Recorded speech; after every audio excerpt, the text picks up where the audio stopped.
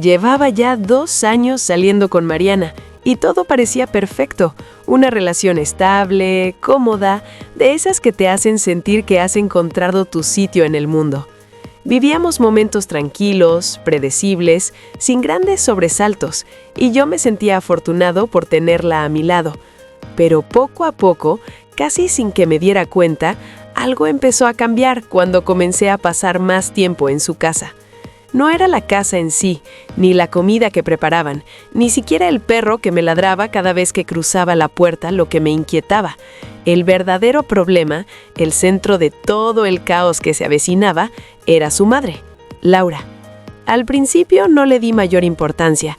Pensé que era la clásica suegra protectora, de esas que te escudriñan con detalle para asegurarse de que eres digno de su hija.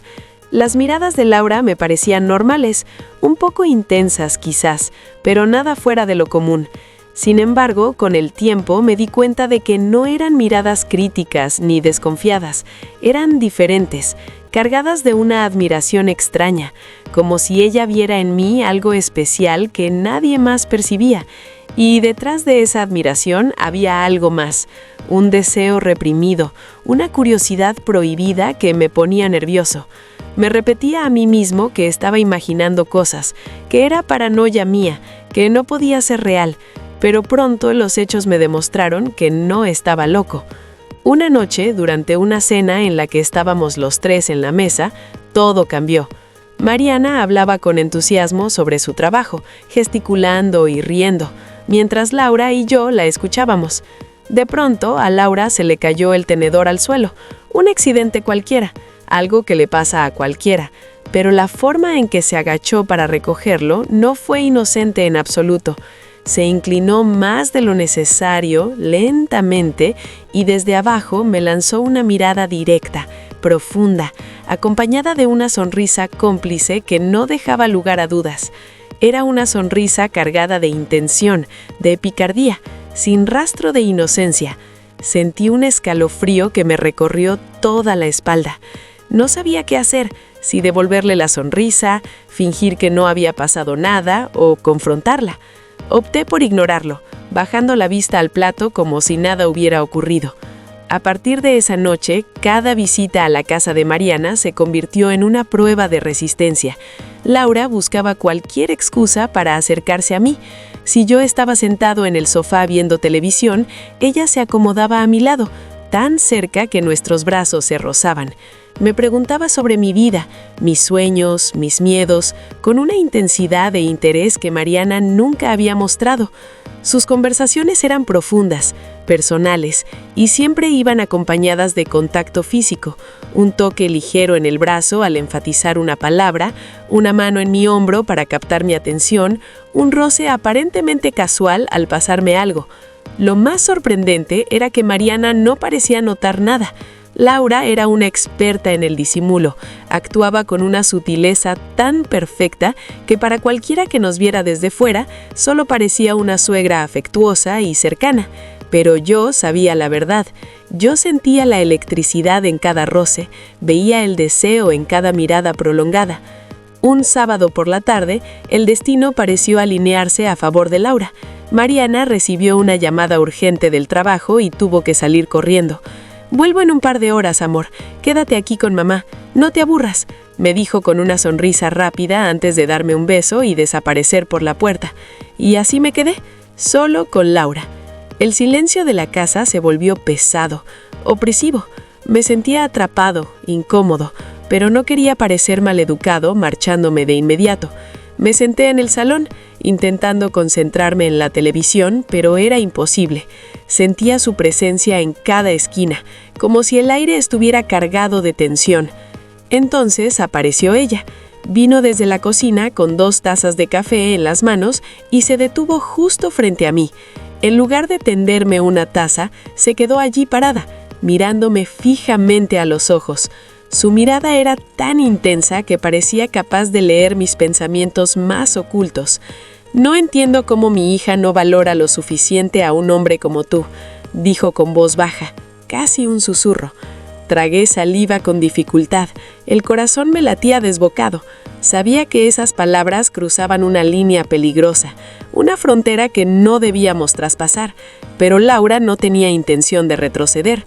Dio un paso hacia mí, luego otro, acortando la distancia hasta que casi podía sentir su calor. Levantó la mano y me tocó el cuello con una delicadeza calculada, como probando mis límites, midiendo mi reacción. «No tienes que decir nada, yo sé lo que quieres», murmuró, y su aliento cálido rozó mi piel. Quise apartarme, quise levantarme y decirle que esto era una locura, que no podía ser, pero mi cuerpo no respondía. Había algo en esa tensión prohibida, en esa atmósfera cargada de riesgo que me tenía paralizado. Laura estaba jugando con fuego, y lo peor era que yo no estaba haciendo nada por apagarlo. Me besó primero en la mejilla, un beso lento, deliberado, que se prolongó más de lo debido. Sentí que el corazón se me iba a salir del pecho. Esto era un error monumental, una catástrofe en potencia, pero la atracción entre nosotros era innegable, brutal. Me tomó el rostro con ambas manos y me atrajo hacia ella. La cercanía era abrumadora, tan prohibida que mi mente dejó de funcionar. Toda la lucha interna que había mantenido durante semanas se desvaneció, reemplazada por un torbellino de deseo reprimido, curiosidad y adrenalina. En ese momento la barrera se rompió. Esa tarde quedó grabada en nuestras memorias como un secreto ardiente.